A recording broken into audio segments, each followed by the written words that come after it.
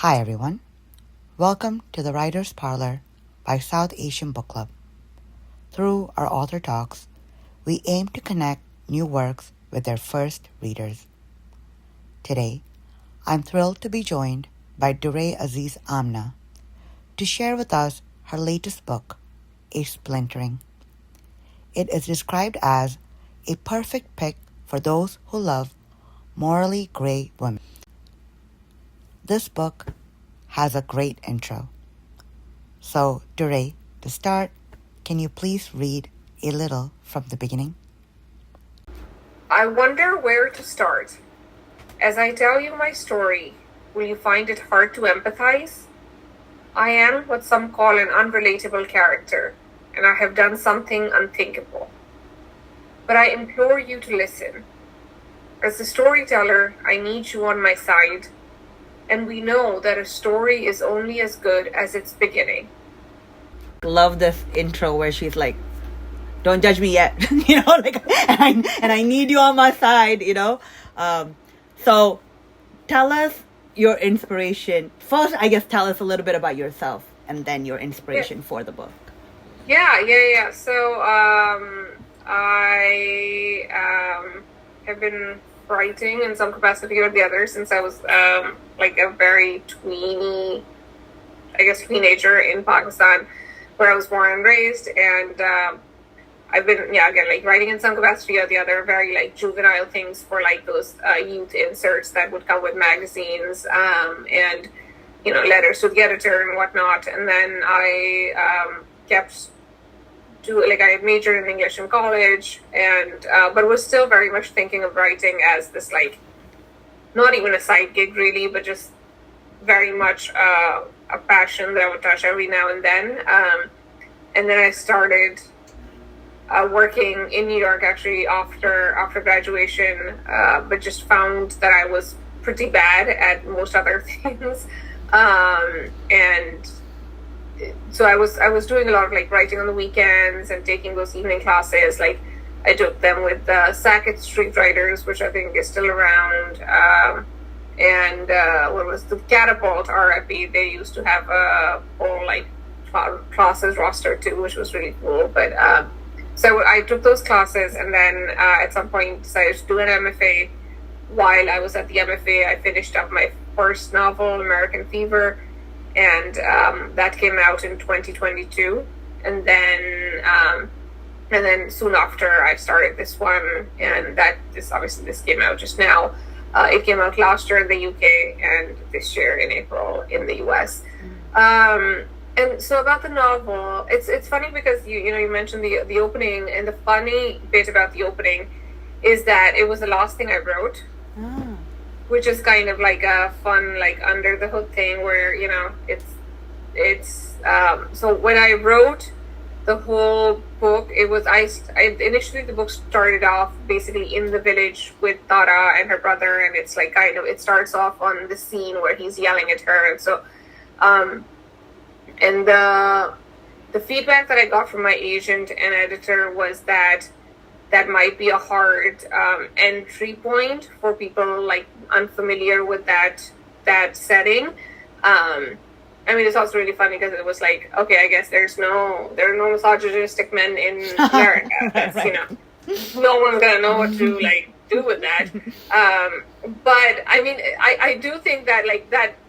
The premise of that was maybe a little flawed, but I think that has led to an interesting entrance. I mean, I think people do generally respond well to that opening, which is her breaking that, that fourth wall, directly addressing the reader, and so that they already know that she has, as she says, like done something terrible.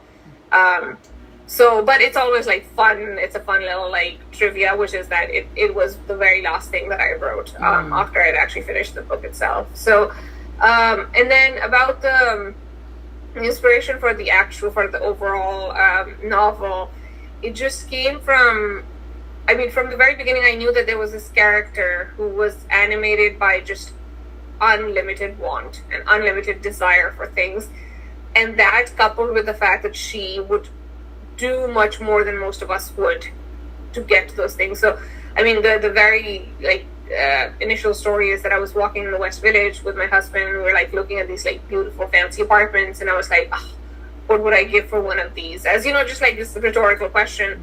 But he like flipped it around and turned to me and he was like, well, what would you actually give? And I realized that, okay, of course, like my own limits for what I would do for wealth are not that high. I mean, I'm a writer, so clearly I'm not I'm not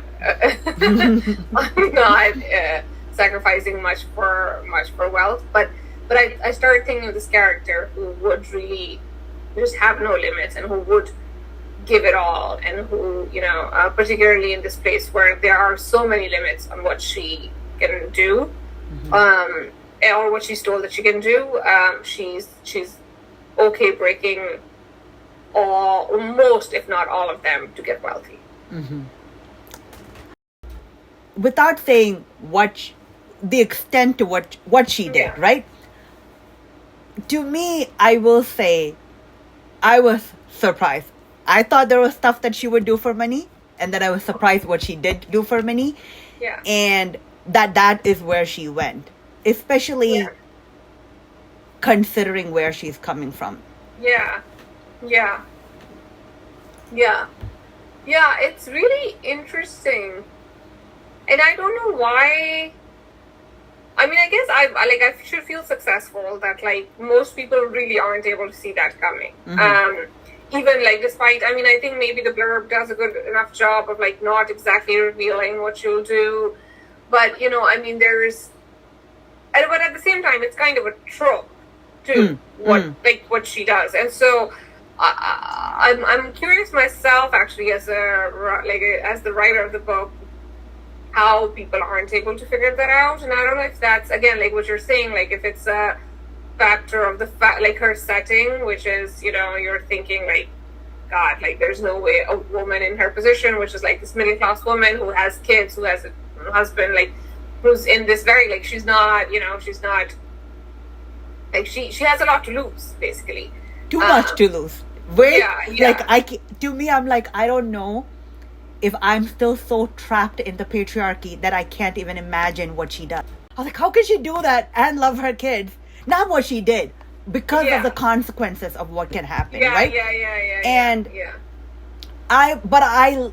even if I can't really understand, like really this character, what I still like is the exercise of imagining this character. Feeling imposter syndrome. People will say, just imagine you're a middle-class white man. The world is your oyster. You do whatever you want, right? And it's like, she is pretty much she lives in such a ridiculous patriarchy that she does not take for granted. Like her sisters, so for the setup is, there are 5 siblings, 4 girls and a brother. And nobody else likes school except for this girl, who's the 4th girl. And she's able to continue with schooling, which already is like not what you're expecting. You would think it's a boy, but the boy has no interest.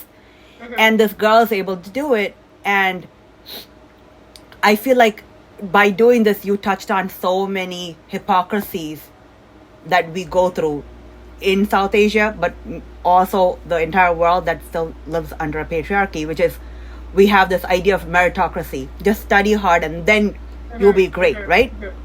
And as we follow the book, I don't think this still gives so much away, is she is able to work so hard and think in her own conniving way, get to the city and build this life and be like, I did better than my sisters, definitely, and even my brother, right? Yeah. And the brother with no education comes and like supersedes her mad fast, which it just goes to show how much does meritocracy work, right? Like, patriarchy still upends that so much more. And I feel like everything she does is like, what if I was a dude? Dudes do this all the time. Yeah. No, and that's a great, that's also like a great thing to talk about with connection to the films, which I just love talking about. So, I mean, again, people haven't read the book, but this is also not really giving away much. Tara, the main character, has this habit of creating these films in her head, is what she calls them, in which she daydreams the way a lot of us do, like and a lot of times these daydreams, I think what is common is, my understanding is that people frequently daydream about things that they're a little insecure about in themselves. So if you're a shy person, you might daydream about like really excelling in a social situation, or if you're, whatever you think you're a little insecure about is the things that you try to remedy in these these mental situations. So she also does that. But what's interesting about these films that she creates in her head is that she's always the man. So she always inhabits the male perspective. So if she's imagining this like romantic encounter between a man and a woman, if the woman leaves the room, she stays, like the camera, if you will, stays in the room with the man. And so that that connects to what you were saying about how she is basically like, I'm the man. I'll do what I want. But at the same time, I mean, I think she's like, there's so much rage inside her because she knows that in so many ways that's obviously not true. Like there's this scene where she's talking about getting wealthy and her desire to get wealth, and there's a man who like just very clearly tells her like, listen, you're a woman. The best you can hope for is not wealth but proximity to wealth. And so which is like very much true in a lot of situations, I think, still, but particularly in that context. So yeah, that's interesting. And even that, right, where it's like, to me, even towards the end, that is still true, where she's doing all these things to hope otherwise. I feel like she doesn't have this full freedom that she wants, and it's just like, and it's like the thing that she's believed, right? Everybody can lie to themselves and say anything is possible or nothing is possible. Both are not true, right? Yeah. And you have to like just take what you want and forget. Like, I love this.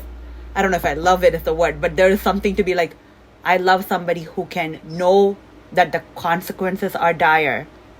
Yeah. It could go really bad and still do it, right? Yeah. I'm like, she's like if it was a man, it's such a gangster. Right? This is every Italian mafia show and movie. Yeah. But it's because it's a woman, you're just like so hard on her. We just can't wrap our minds around it. And I'm like, let there be terrible women. Why not? Like, let that be. Yeah, no. It's so funny that you say that, because the example that I keep bringing up again and again is Tony Soprano. Yes. Which is, it's, I mean, he's like famously like this anti-hero, and yet we love him, not despite his flaws, but I think because of his flaws. Yes. Because we can see that he's flawed, but also like at the same time he's a family man, he's super generous, and somehow the fact that he has all these flaws actually make us like him more. But somehow that doesn't work the same way with women. So I mean, I think the unlikability, obviously, like the classic like sort of blame, or what is the accusation of unlikability, obviously almost exclusively happens with female characters in fiction, and I think it's because we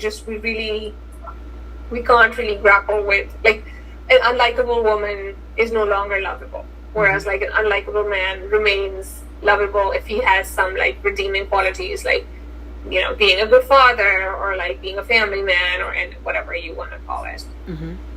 And because women are so conditioned from a young age to be likable, like that you need to be likable, because if you're hated, who will support you? They will ostracize you out of society, as opposed to in a patriarchy, a man can still thrive, like, and I like, there's no easy answers, but you kind of like with all the little relationships, you show just the anger and the like utter unfairness of that experience, like how she feels about her mom. So the mom, she is as stereotypical a village South Asian woman as you want to be, and is terrible to her daughter-in-law, is really mean to her daughters, and like puts the son on a pedestal, and yet makes sure this one girl stays in school, which is like, which doesn't make sense and yet makes sense, because that's a lot of our family situation.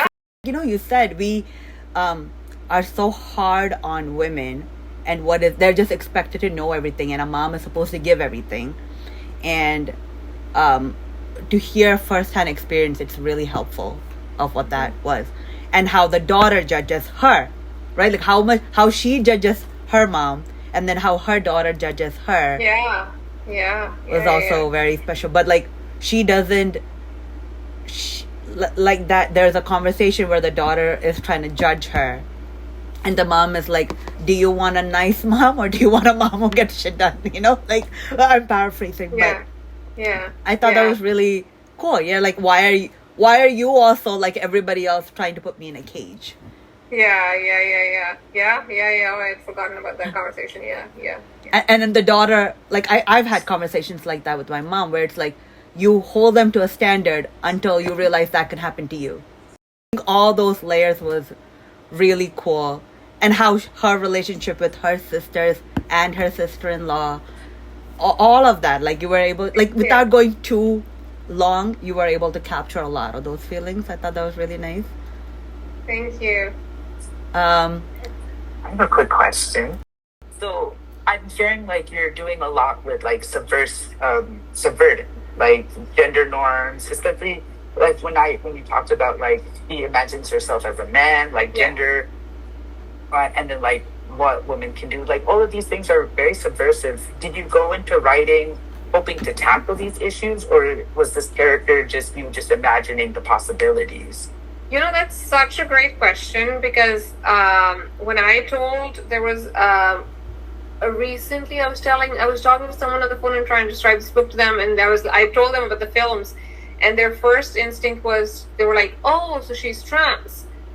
And I was like, no, like or at least not, that's not, because I think, so the point is, I didn't go into it trying to explore any specific gender as like, like a gender or like any kind of discourse term, but of course, but at the same time, I think gender everywhere, obviously, but in South Asia, gender is also like this really, really strange thing where, I like now think a lot about how a lot of the old folk songs that are almost, not almost exclusively, but like frequently, they're sung by men, but they always use the female form.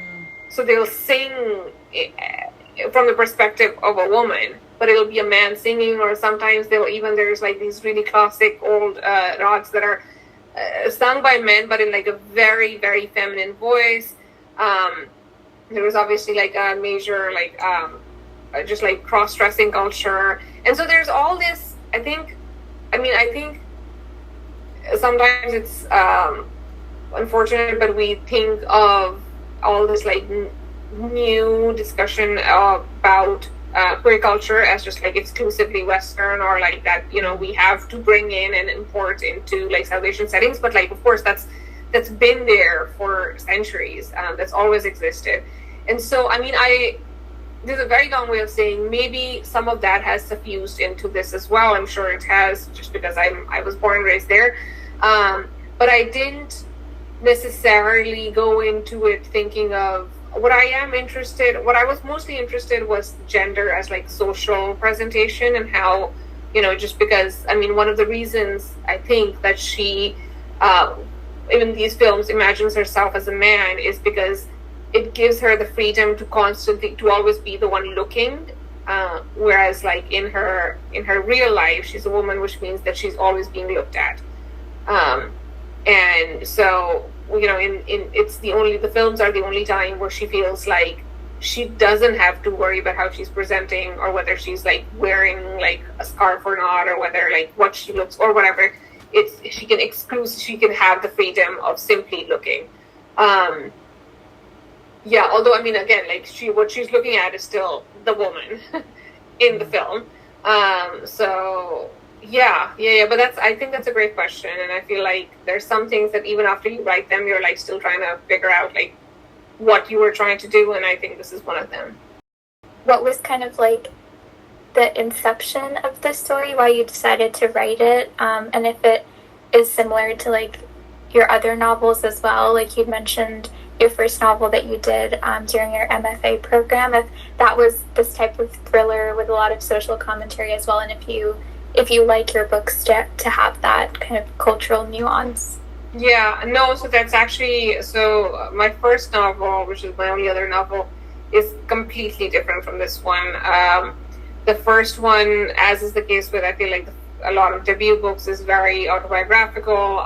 There's a lot of it's a coming of age story about a young girl who moves from Pakistan to the US, and while she's here, she gets very sick, and so it's about sickness and being away from home and longing and cultural assimilation. So it's like, in some ways, even though the character in the book is an exchange student, and so she's only in the US for like a short period of time, but I think American Fever, my first one, is like I would call it a very diaspora novel. Like, it's very much about leaving home, the distance from home, looking back at home, that longing for home. So it's, and again, like assimilation, whether you should assimilate or not. So a lot of its themes or concerns are very, very diasporic in that way. But maybe because it was a novel like that, with the second one, I just like really wanted to leave that whole terrain. I thought that I didn't really have anything, and I don't mean to say no one. I mean, people say interesting things about that, the East meets West dynamic all the time.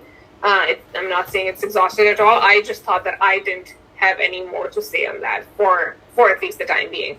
So I was like, no, I want to write a novel that's set only in Pakistan. And I mean, interestingly enough, so a lot of book is still about migration. It's about moving from the village to the city, which for anyone, familiar with the South Asian context, is kind of like the biggest story of modern South Asia, which is this massive movement of people from villages and small towns to these like massive teeming metropolis, as these countries went from being primarily agricultural to primarily industrial in just like the span of a few decades. And so Itara is one of them. She's also she's a provincial migrant. She moves from a small town to the capital of the country. And so I was interested again. So maybe there's still that theme, that commonality of like people moving, trying to leave behind this place or trying to stick on to that place. My first protagonist from American Fever is like desperately trying to hang on to this idea of home. Tara, on the other hand, is just really aggressively trying to leave that and shed it, and she has a lot of shame attached to like where she comes from. So in some ways, maybe that's still a common theme, but other than that, I think they're pretty different books. Do you feel more freer writing Tara than the first? Yeah. Yeah. I mean, the first one was such a cage. It was because it was so close to me that anytime I had to, I remember trying to like writing and then being like, oh, but that's not what happened, and then having to remind myself that no, it's fiction. You can make things up. That's the whole point. But because it was so close to my life, I felt like it had to, because I was like, oh, but if it doesn't happen that way, then the logic, then it's not, maybe the logic isn't going to be sound, because that's not what happened in real life, if that makes sense. So in a lot of ways, it like the real lifeness of it became a cage. And I think that it was fun. Again, it was like this exercise that I had to do, and I'm sure I'll like look back at the novel very fondly, like years down the line, because it was my first baby. But yeah, the second one was so much just the idea. Again, it's probably very obvious to people who write fully, who like didn't have that autobiographical first novel, but it was just the idea that I could just completely make a person up, and not give them any kind of autobiographical leanings. And while, of course, some of those still happen, the village or like the town that Tara escapes is somewhat similar to the place that my parents, that was their hometown. But I mean, beyond that, I think like beyond that commonality of setting, I mean, everything else is thankfully not autobiographical at all. So have you been to like a village like she's describing in Pakistan, or did you grow up in like the city? No, so I grew up in a city, but my parents were from this small town out, maybe 2 hours from 2 hours from the capital, which is around where we lived. But we maintained a very, very close tie. So at least I'd say like at least once a month, sometimes twice a month, sometimes for like a week or two, we would go back to, we'd call it the village, but it wasn't really a village at that time. And at this point, it definitely isn't a village. It's like this kind of, this thing that happens a lot in South Asia. I feel it's like these towns that just kind of like sprawl into like these, I don't know, they have no beginning or end, but they're just because the population is so massive, people are like now living there and building, and there's every time you go there's like more and more construction and more houses. So I know a place like that very intimately, yes. So would you say like how that family setup is and the constraints, those are all very realistic, like where she came? Yeah. Oh, wow. Yeah. Okay. Yeah.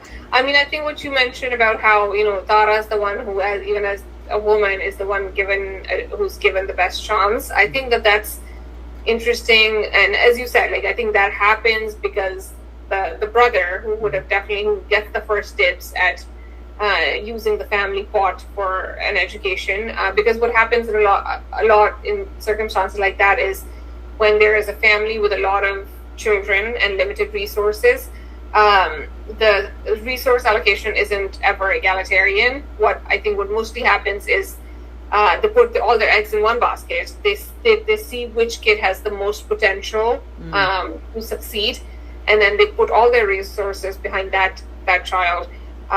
In this family's case, as you said, uniquely enough, it's the girl who gets that chance, and it's because the brother isn't really interested in getting an education. He thinks that he wants to be a businessman instead and whatnot. So she ends up getting an education. The interesting part about that is usually when they put all their eggs in one basket, it's never free.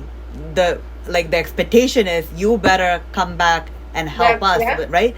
But like she is like, bye, I'm done, I'm smart, because the brother is there. So yeah, that is true too. Yeah, because as you said, like I think a lot of times it's the man who's invested in it, but at the same time, it's also the idea is there that the man will then continue to support the parents and continue to like run the household, whereas the women are married off, and they're like they no longer have any responsibility towards their like maiden home, if you will. Yeah. But no, that's interesting. I didn't think about that. How do you judge this character, or do you judge her? Yeah, I mean, it's impossible for me to judge her because I was her. I mean, I truly felt, and there's sometimes writers sound a little woo-woo when they're talking about their creative process, but it really, and maybe it doesn't have to be the same for every book. Like I think maybe with some books, like with the first one that I was mentioning, I think more than like the character of Hira, who was the protagonist there was this feeling that I was chasing. Like throughout, I think maybe every project is animated by like one main motivation, and then everything else kind of like falls into place around it if you work hard enough. So with the first one, it was very much this feeling, this longing for home and this like desire to go back or whatnot. But then with the second one, just there was nothing else except Tara. Like there was just this woman at the center, and she wanted and she wanted and she wanted, and then like the whole world kind of like built itself around her, and like her decisions. Like I didn't start off the novel thinking, okay, this is what she's going to do. It was just I kept like at the core was just this woman who has no limits, and then I put her in these situations like, okay, she moves from the village to the city. Now she's in the city. Now she's trying to move out of her in-laws' house because she wants freedom. Now she's trying to get a job because she knows that if she doesn't get a job, she'll end up being, a servant in the house. So every time I was like, okay, this is what she'll do in that circumstance. So I was so close on her, like the perspective was so close on her that it was impossible for me to like think of her externally, really. Like I never, it was very hard for me to think of like, oh, how are the other characters in the book perceiving her? And I think that's also because that's like a blind spot for her. She's not really, like, she's so self-involved a lot of times that it's really, like, we don't see her worrying too much about what, what like her husband is making of her, or like even her children to some extent. I mean, I think her relationship with them is definitely the most sincere one that she has in the book. And she's like, there's points where she's like feeling very tender towards them, and she's trying to give them like the kind of life that she never had and all of that. But beyond that, we never really see her worrying about, oh, what does my sister-in-law think of me, and what do my sisters think of me? So we don't, so she doesn't really think about how she's being judged, and so therefore I didn't really do a lot of judging. I feel like this was tangential to a question that you were actually asking that I have now forgotten. Oh, no. I think, what do you felt about Tara? Like, but you're saying you were so within her, you don't really think. Yeah. I mean, what I did feel like was that every time I would start writing, so I wrote this book sort of like in spurts. So I have 2 kids of my own now, and I would sort of shunt them off to my in-laws' house, and then I would go into the basement and just write. And I would like write from morning till like evening, roughly from like 10 to 5 or whatever.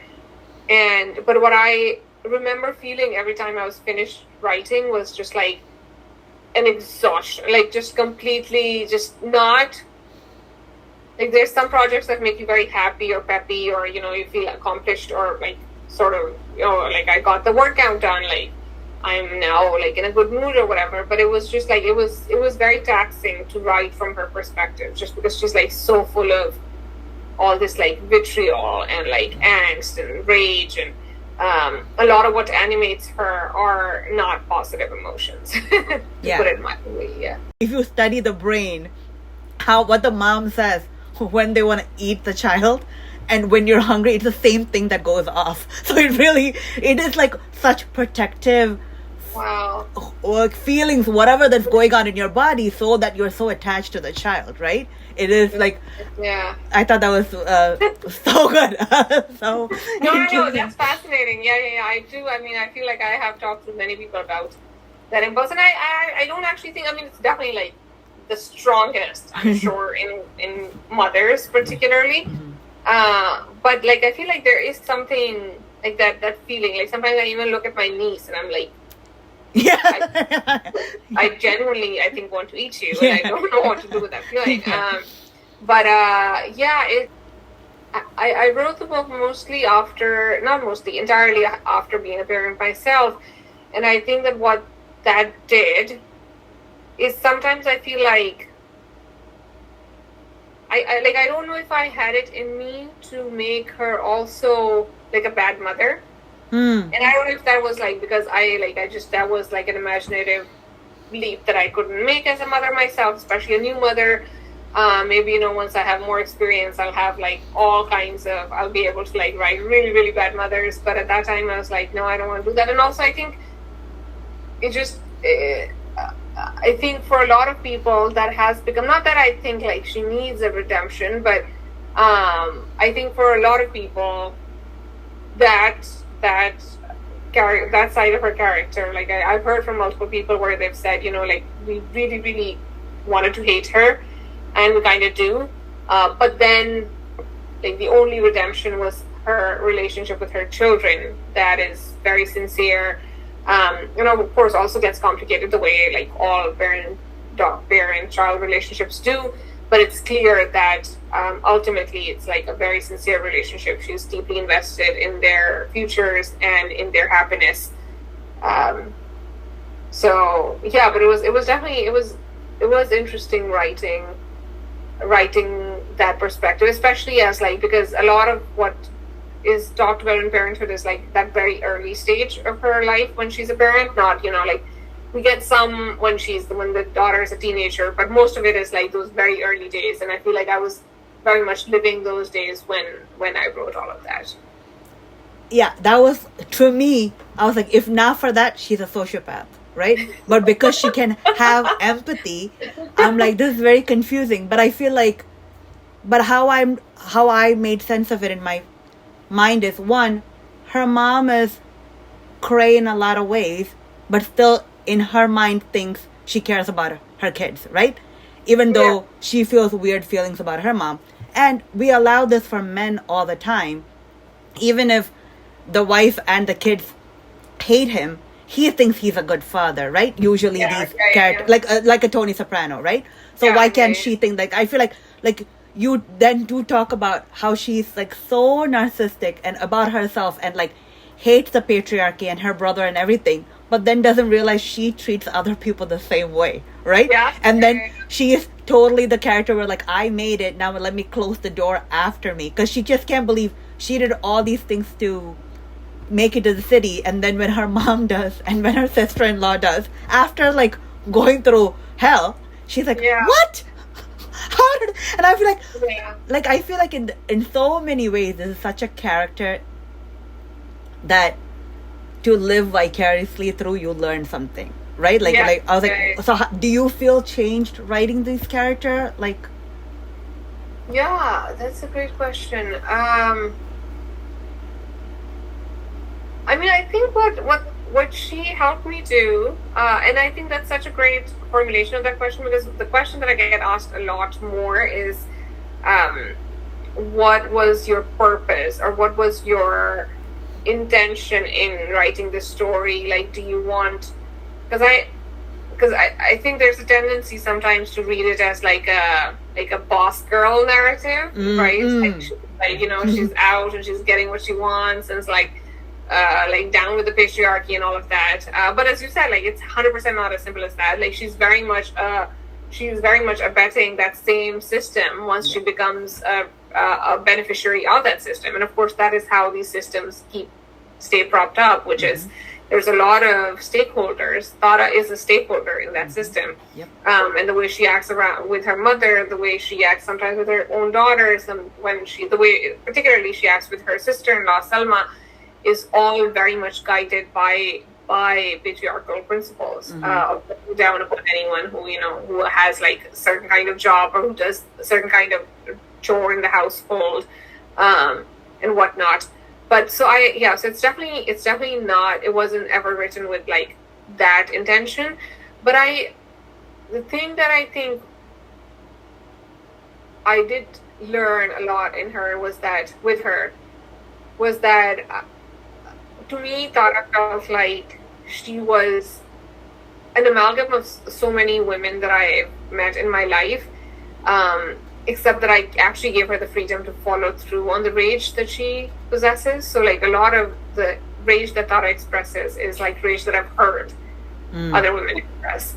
A lot of her complaints, a lot of like, the comparisons that she makes in her head with herself versus her brother, herself versus her husband, like, oh, things are not equal, this is not the way it is, like, he never has to wake up at night, I do all of this, blah, blah.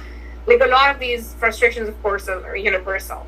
But she is unique in that she's able to really follow through on those and actually, act upon them. And I don't know, maybe for better or for worse, the rest of us don't.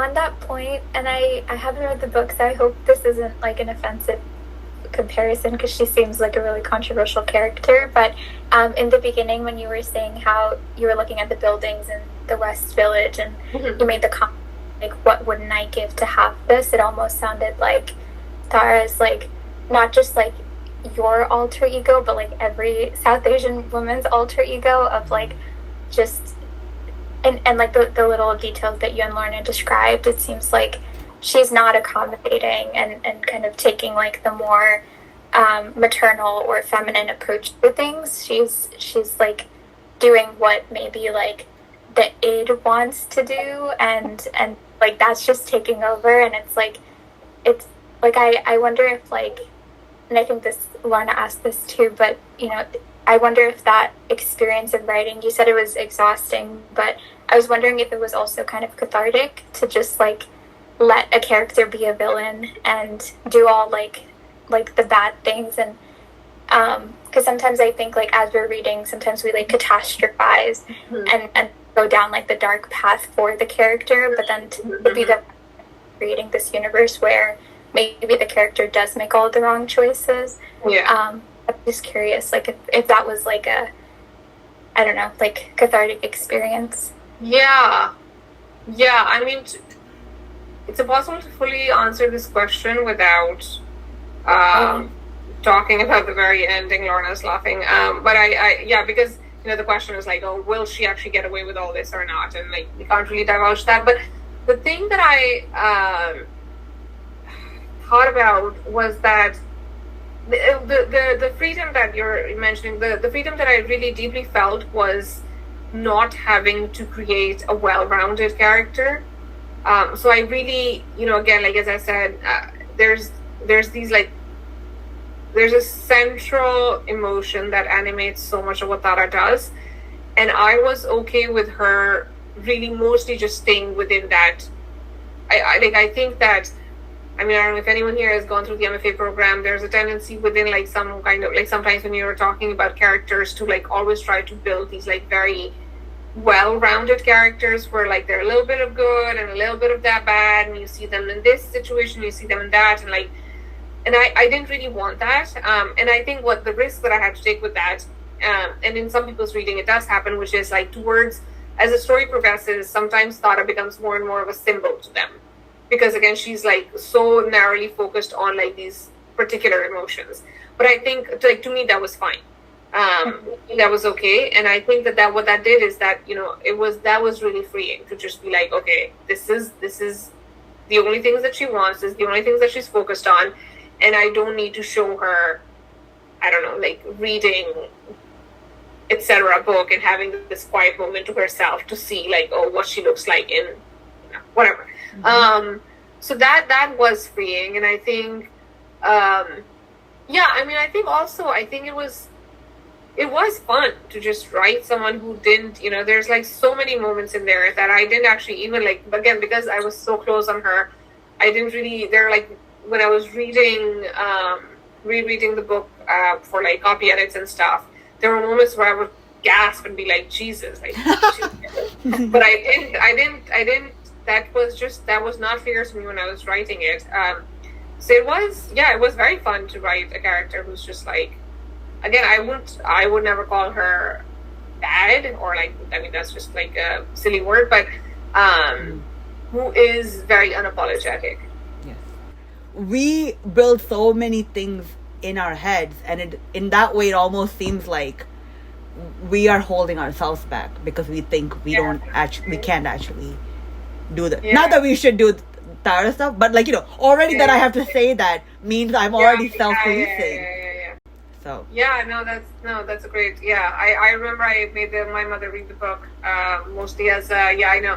Well, my mother's she's very chill, but I actually made her read an early copy because I wanted to be like, hey, like, you should know this, because my parents, God bless them, they're deep, like they're very evangelical about my work, so they like are always pushing copies into like their friends' and whatnot.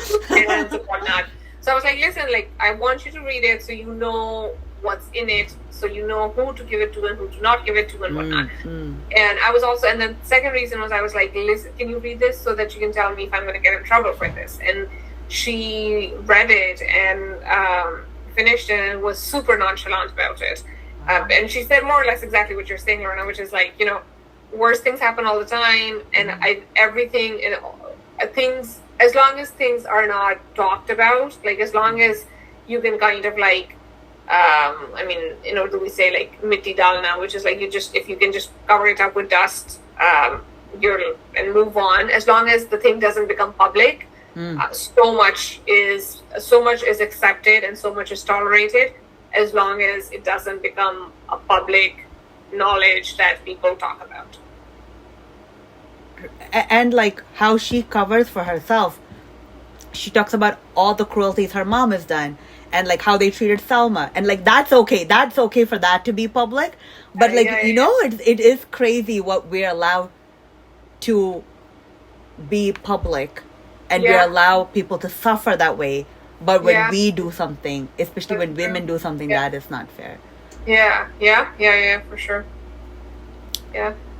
Any more questions? I know we have gone a little bit over time, but